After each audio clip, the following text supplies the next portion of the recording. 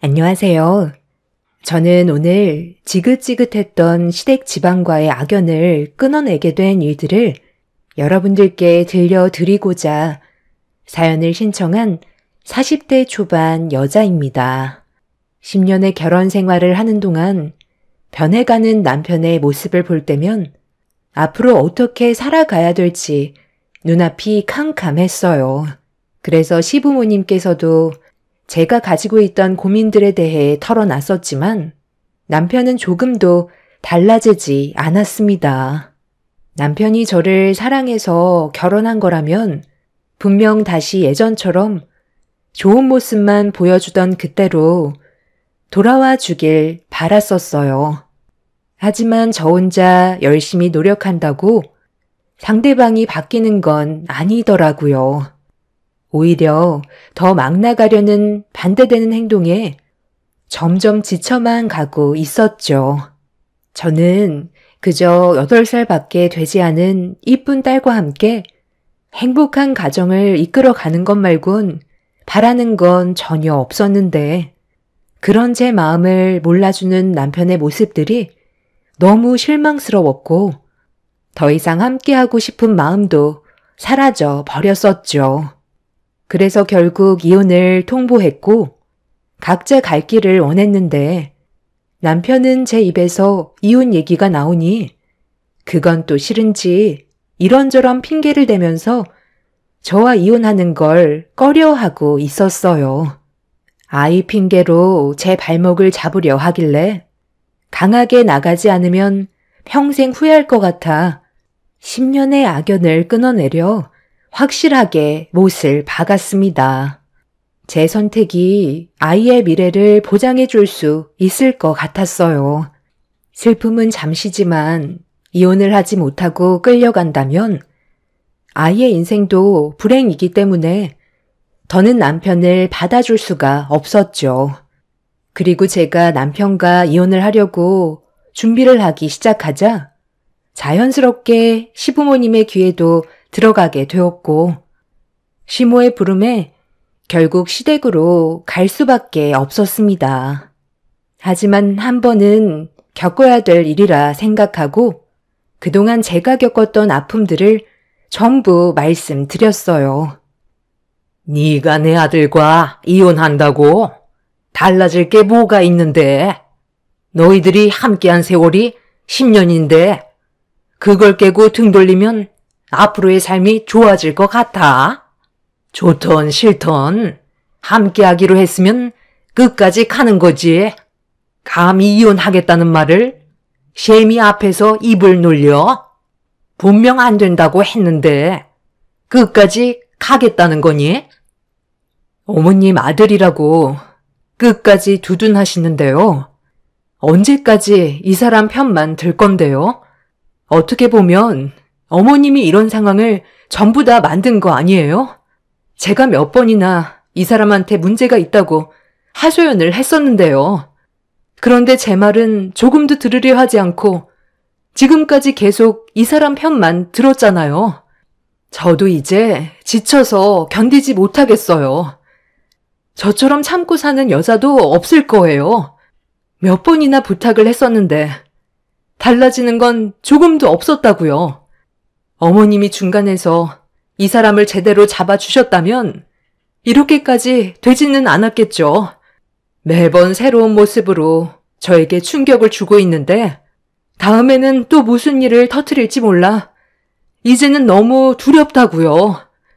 절대 노름에는 손대지 않기로 약속까지 했었고 각서에다 녹음까지 받아놨었어요. 그런데도 달라진 게 있었나요? 전혀 없잖아요. 처음에는 어느 정도 자제하는 것 같더니 시간이 지날수록 더욱더 심해지고 있잖아요. 사람이니까 실수할 수 있어요.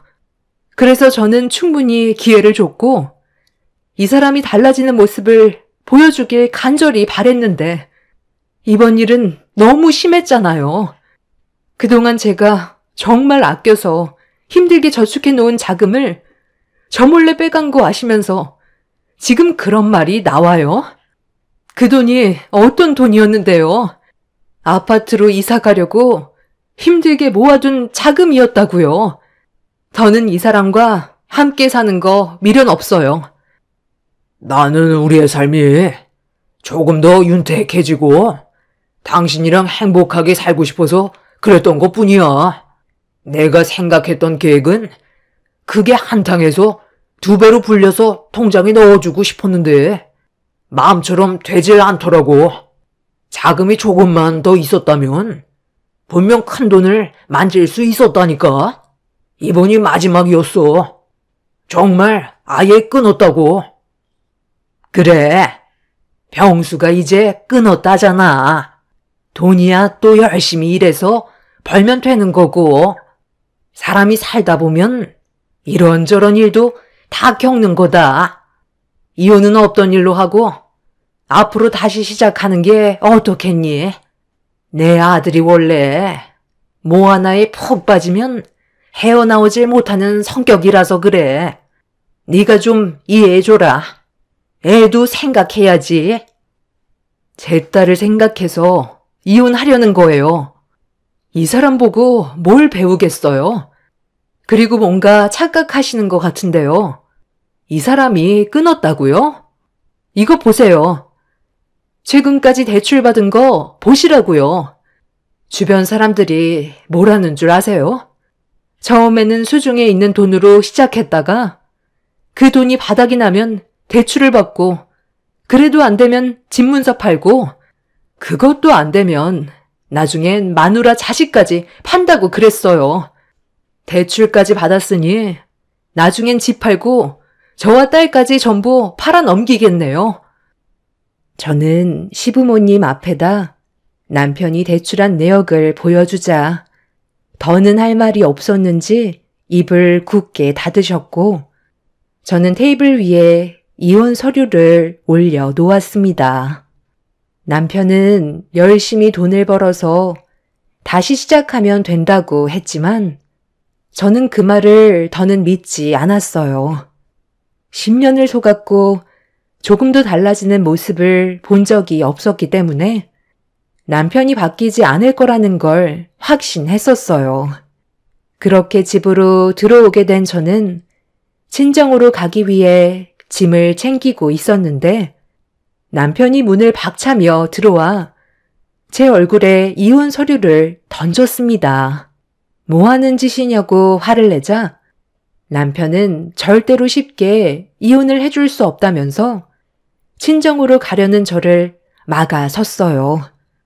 그리고 힘들게 싸놓은 짐을 전부 다 내팽개치더니 난리를 치기 시작했죠.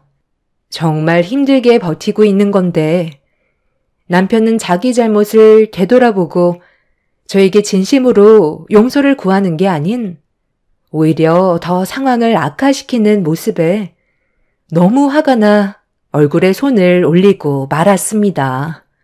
이성을 잃어버린 남편은 집안의 물건들을 전부 다 집어 던지면서 분노를 조절하지 못하고 있었어요. 제 딸이 많이 놀랐는지 울고 있는 모습에 더는 함께 있으면 안 될 것 같아 급하게 집 밖으로 나와 친정집으로 향하게 되었습니다. 남편은 끝까지 쫓아와선 건강이 좋지 않은 저희 엄마를 당황스럽게 만들었어요. 저를 밀치고 먼저 거실로 들어간 남편은 저희 엄마한테 따지듯 화를 내면서 절대로 이혼하지 않겠다며 자기 인생 10년에 대해 보상을 해줄 수 없다면 제가 원하는 대로 해주지 않겠다고 목소리를 높였습니다. 이게 다 무슨 말이니? 갑자기 이혼이라니? 너 박서방과 이혼하기로 한 거야? 그동안 잘 지내고 있는 것 같더니 그게 아니었던 거니? 장모님, 제가 이 사람한테 실수 좀 했습니다. 그런데 사람은 누구나 다 실수하기 마련이고 앞으로 그 잘못을 2번 다시 저지르지 않으면 되는 거 아니에요? 이게 지금 뭐 하는 짓이야? 우리 엄마 건강 상태가 안 좋다는 거 몰라? 쓸데없는 말 할 거면 당장 나가. 아직 우리 관계가 어떤지 전혀 알지 못하신다고. 왜 말씀드리지 않은 건데? 장모님도 아셔야지. 그게 맞는 거 아니야? 모르고 계신 상태에서 나중에 알게 되시는 게 더 큰 문제로 이어질 수 있다고. 어머님, 제가 실수 좀 했어요. 노름을 했는데 대출 좀 받았고 아파트로 이사 갈 자금을 전부 다 탕진해 버렸습니다. 그런데 저는 잘 먹고 잘 살려고 그랬던 것 뿐이었어요. 남들은 즐기기 위해 하지만 저는 가족들을 위해 했던 것 뿐이라고요. 그런데 이 사람은 제 마음을 조금도 알아주지 않고 이혼하자는 말부터 꺼내잖아요. 돈을 잃게 된 저도 마음이 아픕니다. 하지만 그 돈 또 벌면 되잖아요. 하루 이틀 사는 것도 아닌데 그 정도 돈 없어졌다고 이혼까지 하는 건 문제 아닌가요? 그러니까 지금 자네 말은 가정을 위해 더 큰 돈을 벌려고 노름을 했다가 오히려 더 큰 빚을 졌다는 말이야? 도대체 얼마나 있었는데 이 난리인 거야? 얼마 안 돼요. 통장에 있던 돈은 2억 정도 되고 대출로 5천만 원 받았는데 그건 일하면서 갚으면 되니까 그게 문제될 건 없어 보여요. 돈이야 있으면 있는 대로 없으면 없는 대로 살면 되는 거잖아요. 입에 풀칠만 하고 살아도 전혀 지장 없는데 이혼까지 하는 건 너무 하는 거 아닌가 싶어요. 장모님이 이 사람 좀 설득해 주세요. 남편의 말이 끝남과 동시에 엄마는 화장실로 들어가시더니 대야의 물을 한 바가지 퍼서 남편의 면상에 냅다 뿌려 버렸습니다. 그리고 남편에게 온 힘을 짜내 소리를 질렀어요. 당장 저와 이혼하라고 화를 내셨죠. 얼굴과 온몸이 젖어버린 상태로 당황해하는 남편을 향해 또다시 물을 한 바가지 퍼부었고 엄마가 난리를 치자 남편은 꼬리를 내리고 집 밖을 뛰쳐나갔습니다. 문 밖에서 남편은 저희 엄마의 행동을 이해할 수가 없다면서 대화로 풀어가길 원했지만 엄마는 조금도 들어주지 않으셨어요.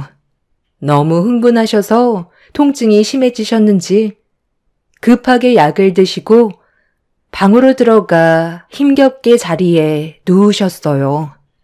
엄마가 진정이 되실 때까지 저는 밖에서 기다렸고 그렇게 몇 시간 뒤 방문을 열고 나오신 엄마는 날이 가면 갈수록 안색이 많이 안 좋아지셔서 힘들어하고 계셨죠.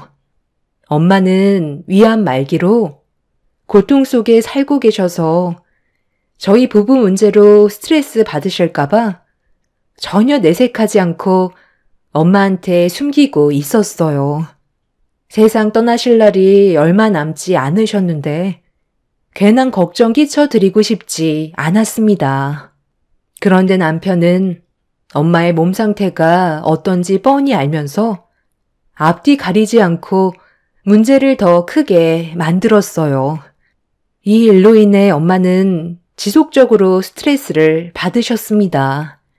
엄마는 침착하게 저희 부부 관계가 어쩌다 이렇게까지 됐는지 물어보셨고 어쩔 수 없이 모든 걸 털어놓을 수밖에 없었습니다. 엄마도 남편과는 더 이상 함께 살아봤자 의미가 없다고 판단하셨는지 이혼하는 게 좋을 것 같다는 의견을 주셨고 저는 한동안 친정집에서 생활하면서 남편과의 이혼 소송을 준비하고 있었습니다. 최대한 좋게 이혼을 하고 싶었지만 시부모님과 남편은 소송까지 가길 원하고 있었어요. 물고 늘어지려는 행동들 때문에 너무 힘이 들었었고 엄마의 건강까지 챙겨드려야 해서 정신이 없었습니다. 이혼 소송은 제가 생각했던 것보다 상당히 오랜 시간이 걸릴 것 같았어요.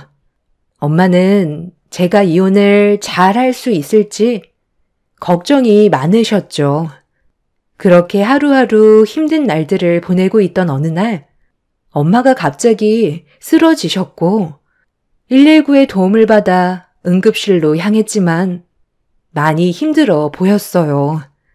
위암 말기였던 엄마는 저와 함께 할 수 있는 시간이 많지 않다는 걸 느끼고 계셨는지 앞으로 독하게 살아야 한다면서 엄마도 먼저 세상을 떠나신 아빠 곁으로 떠나시려고 준비를 하셨어요. 너무 갑작스럽게 건강이 악화가 되다 보니 맨정신으로 버티는 게 너무 힘이 들었죠. 그동안 엄마와 함께했던 모든 추억들이 머릿속으로 스쳐 지나가고 못해드렸던 것만 떠올라 너무 마음이 아팠습니다. 엄마는 결국 오래 버티지 못하시고 며칠 뒤 꽉 잡은 제 손을 놓고 말았습니다. 엄마가 제 곁을 떠나셨다는 게 믿어지지가 않을 만큼 큰 충격을 받았고 헤어나올 수 없는 슬픔에 잠겨 오열을 하고 있는데 이 소식을 들은 시댁 식구들이 장례식장으로 찾아왔어요. 상대조차 하고 싶지 않아 최대한 신경 쓰지 않고 있었죠. 그래도 10년을 함께한 남편이라고 고인이 되신 저희 엄마를 위해 제가 신경 쓰지 못하는 것들을 챙겨 주었고 저는 그 모습을 묵묵히 지켜보고 있었습니다. 그런데 남편과 시부모님이 왜 저희 엄마 장례식장에 와서 일손을 도와줬는지 얼마 뒤 알 수 있었어요. 전혀 생각지도 못한 충격적인 일들을 저질러버려 할 말을 잃었고 그 사람들을 절대로 용서하고 싶지 않았어요.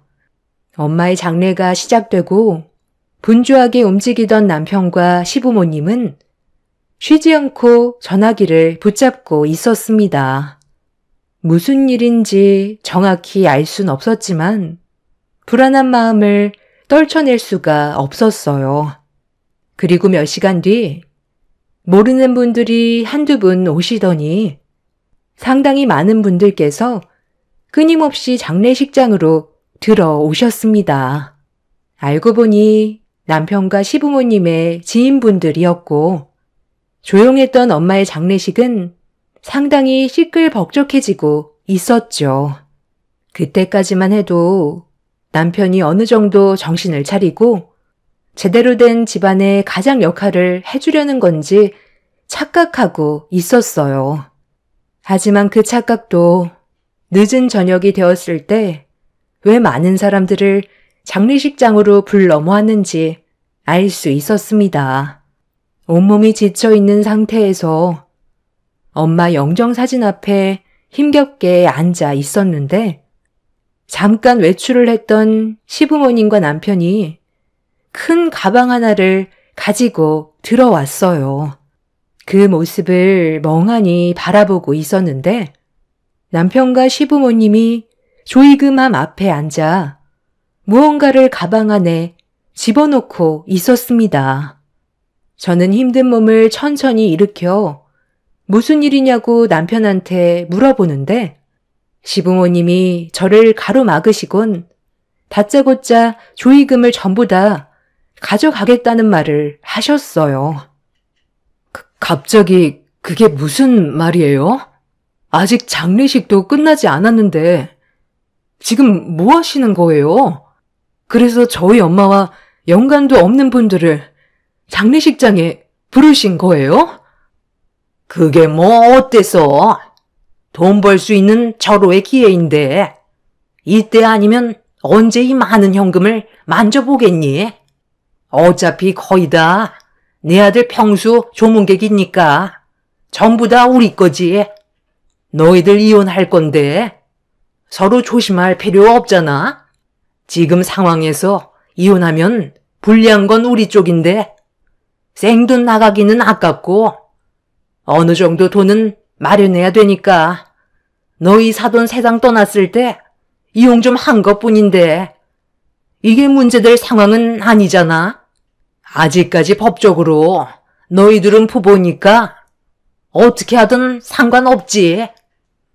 이혼 소송 들어가면 나는 너한테 위자료를 줘야 될 텐데 나는 위자료를 받지도 못하잖아. 그리고 내가 너랑 함께 살아온 세월이 10년이야. 그동안 마음 편히 돈 써본 적이 없이 저축만 하고 살아왔었는데 나도 이참에 제대로 된 돈 좀 만져보면 안 되는 거야? 우리 계산은 똑바로 해야지. 그러니까 애초부터 네가 잘했으면 이런 일도 없잖아. 남편 대접 안 해주고 돈 좀 썼다고 이혼이나 하자고 억지를 부리고 있는데 내가 언제까지 당하고만 있을 거라 생각했어? 그래서 지금 엄마 장례도 끝나지 않았는데 조이그만 털고 있는 거야? 당신이 정말 끝을 보려고 작정했구나. 내가 아예 정신이 나가길 바라고 그러는 거지? 나도 양심이 있지. 설마 여기에 있는 돈 다 가져가겠소? 이 사람은 내가 모르는 사람인데 꼴랑 3만 원이 뭐냐? 최소한 5만 원은 넣어줘야 하는 거 아니야? 너랑 관계된 사람 같은데 이런 쫌팽이 같은 사람과는 인연을 만들지 않는 게 좋아. 너한테 득되는 게 하나도 없는 사람이라니까. 이건 너 가져가라. 남편은 저에게 돈 봉투를 던졌고 조이금을 가방 안에 전부 다 털어 넣었습니다. 너무 어이가 없어 할 말을 잃어버렸던 저는 그 모습을 멍하니 바라만 보고 있었죠. 시부모님께서는 가방 안에 들어가 있는 돈 봉투를 보곤 상당히 들떠 있으셨는지 여행 한번 다녀오자면서 서로 웃으며 떠들고 있었습니다. 남의 초상집에서 조금의 예절도 지키지 않는 그 사람들을 더 이상 용서해주고 싶지 않았어요. 남편은 바닥에 떨어져 있는 조이금 봉투를 주워 들더니 3만 원은 돈도 아니냐면서 썩은 미소로 저에게 다시 건네주길래 건네받은 뒤 남편의 면상을 향해 사정없이 휘둘렀어요. 시부모님은 뭐 하는 짓이냐고 강하게 밀치길래 넘어지지 않기 위해 시모의 옷을 강하게 잡았는데 그 순간 주머니가 터지면서 무언가 바닥으로 우수수 떨어졌어요. 상당히 많은 열쇠가 바닥에 펼쳐졌고 시모는 당황한 얼굴로 바닥에 떨어져 있는 열쇠를 급하게 주워 담더니 남편 보고 다 끝났으면 빨리 떠나자며 재촉하고 있었습니다. 이상한 느낌을 받은 저는 시모의 옷을 잡고 도망치지 못하게 만들었어요. 바닥에 떨어져 있던 열쇠들은 조이금함을 열 수 있는 열쇠들이었습니다. 어떻게 시부모님의 손에 들어갔는지 알 수는 없었지만 제가 그 시댁 식구들을 보내면 더 큰 피해가 생길 것 같아 도와달라고 비명을 지르면서 시모를 악착같이 붙잡았습니다. 남편은 제가 시모한테서 떨어지지 않으려 하자 마음이 급했는지 저에게 발길질을 했고 시부 또한 저를 향해 사정없이 발로 차기 시작했어요. 온몸이 부서질 것만 같은 고통이었지만 이를 악물고 그 사람들을 붙잡았습니다. 장례식장 안에 소란스러워지자 관계자분들과 장례를 치르고 있던 다른 분들이 모여들면서 저를 도와주셨어요. 그리고 잠시 뒤 경찰의 도움을 받아 남편과 시부모의 행동에 대해 조사를 하기 시작했고 충격적이게도 남편의 차에는 몇 개의 가방이 추가적으로 더 발견이 되었습니다. 그리고 그 안에는 상당히 많은 양의 조의금이 쏟아져 나왔죠. 알고 보니 관리실에 있던 열쇠를 몰래 훔쳐서 상주가 잠깐 자리를 비운 곳만 돌아다니며 조의금을 훔친 거였어요. 모두가 지쳐있는 상태에서 잠깐 잠이 들었을 때의 기회를 노려 범행을 저지른 거였죠. 모두의 허점을 노린 남편과 시부의 과감한 행동은 각 장례식장 안을 비추고 있는 CCTV를 가리는 치밀함까지 보이고 있었습니다. 결국 시부모와 남편은 법적인 처벌을 면하지 못하는 처지가 되어버렸고, 도망치기 위해 저에게 발길질을 멈추지 않았던 그 사람들에게 상해죄를 물어 위자료 청구 소송과 남편과 이혼까지 일사천리로 진행을 할 수가 있었습니다. 엄마의 장례식장이 끝난 이후 큰 피해를 보게 될 뻔했던 다른 상주분들께선 저에게 금전적인 보상을 해주려 했지만 받지 않았어요. 저도 똑같이 당할 뻔한 처지였고 누구라도 그 상황이었으면 똑같이 했을 거라 생각했기 때문에 보상을 받지 않았죠. 그런데 남편과 시부모는 여기서 끝난 게 아니라 더 큰 계획을 저지르고 있었습니다. 남편이 장례식장 관계자인 척 연기를 하면서 장례 중인 상주의 집만 골라 범행을 저질렀고, 집을 비운 틈을 타 집 안으로 들어가 값비싼 금품들을 훔치고 있었다는 게 CCTV에 고스란히 포착이 되어 있었습니다. 모든 범행을 인정한 남편은 알고 보니 노름으로 인한 대출빚을 갚기 위해 저지른 범행이었죠. 추가적인 범행이 가중처벌을 받게 되었고, 그 사람들은 징역을 면하지 못하게 되었습니다. 저 또한 남편과 엮여있는 모든 걸 정리하고 다른 지역에서 새 출발을 하려는데 10년 전에 남편과 결혼을 했을 때의 반지가 서랍에서 발견이 되었어요. 모든 상황들이 너무 정신이 없이 흘러가서 하고 싶은 말도 하지 못해 면회를 하게 되었죠. 이게 뭔 줄 알아? 당신이랑 내가 10년 전에 함께 주고받았던 결혼 반지야. 지금은 우리가 이런 상황까지 오게 됐지만 그때는 정말 행복하게 잘 살아갈 줄 알았는데 당신이 이런 모습을 하고 있으니 정말 마음이 아프다. 2년 동안 나한테 원망을 하기보단 당신이 앞으로 다시 사회에 나와서 어떻게 살아가야 할지 고민을 했으면 좋겠어. 그리고 다시 시작할 때는 제대로 된 삶을 살기를 바랄게. 우리 딸 아이니는 걱정하지 마. 잘 지내고 있으니까. 하지만 당신한테는 평생 보여주지 않을 생각이야. 그게 오히려 아이한테 안 좋은 영향을 끼칠 게 뻔하거든. 좀 전에 시어머니 면회하고 왔는데 나한테 화가 많이 나셨더라고. 나오면 절대 가만두지 않겠다더라. 시아버지는 면회조차 거부하던데 당신 말대로 사람은 누구나 실수를 하기 마련이지만 그걸 바로잡지 않는다면 그건 실수가 아니겠지. 그러니까 당신만큼은 우리 아이니를 위해서라도 정신 바짝 차리고 새 삶을 살길 바랄게. 그리고 이 결혼 반지는 오늘 처분할 거야. 그 안에서 앞으로의 미래를 계획하고 2번 다시는 노름하는 근처에도 얼씬거리지 마. 한 번뿐인 인생. 그래도 아이에게 부끄럽지 않게 정상적으로 살아야 하지 않겠어? 이게 누구 때문인데?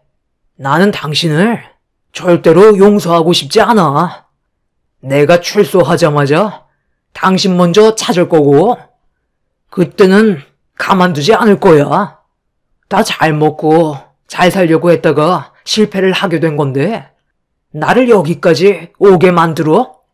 내가 절대 찾지 못하는 곳에서 숨어 지내는 게 좋을 거야. 당신을 찾는 순간 어떻게 될지 나도 모르겠거든. 당신을 먼저 처리하고 내 인생을 개척해 나가야 삶이 편해질 것 같아. 10년 전에 당신을 만나지 않았다면 나도 정상적인 인생을 살았을 거라고. 나를 만났으니까 네가 지금까지 살아있을 수 있었던 거야. 나를 안 만났으면 지금 숨쉬고 있었을 것 같아? 진작에 노름에 술독에 빠져서 헤어나오지 못했겠지. 나를 찾아서 뭐 어쩌려고? 무모한 짓 할 생각하기 전에 당신 인생이나 되돌아봐. 태도를 보니까 아직까지 잘못을 뉘우치기에는 시간이 오래 걸릴 것 같네. 그럼 그 안에서 잘 지내. 평생 동안 당신이 찾을 수 없는 곳에서 내 딸과 행복하게 살아갈 거니 우리 걱정은 안 해도 될 거야. 남편은 저에게 상당히 분노하고 있었지만 저는 조금도 두렵지 않았습니다. 그 사람보다 제가 가진 게 훨씬 많았으니까요. 아직 2년이라는 시간이 남았고 그 시간 안에 저와 제 딸은 그 사람들이 찾을 수 없는 곳으로 떠날 생각입니다.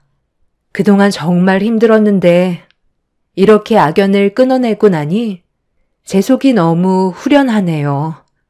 무언가 꽉 막혀 있던 게 뚫리는 것 같은 느낌입니다. 세상에는 절대로 만나지 말아야 될 사람이 있다고 하죠. 노름과 술과 여자에 빠져 있는 사람들은 무조건 걸러야 된다고 했는데 저는 그렇게 하지 못했고 힘든 시간들을 버텨왔지만 지금이라도 새롭게 시작할 수 있다는 거에 감사할 뿐입니다. 앞으로 제 딸과 함께 행복을 위해 앞만 보며 뛰어가려 합니다. 여러분들의 인생에도 언제나 밝은 빛만 비쳤으면 좋겠습니다. 제 사연 들어주신 분들, 오늘 하루 행복하세요. 감사합니다.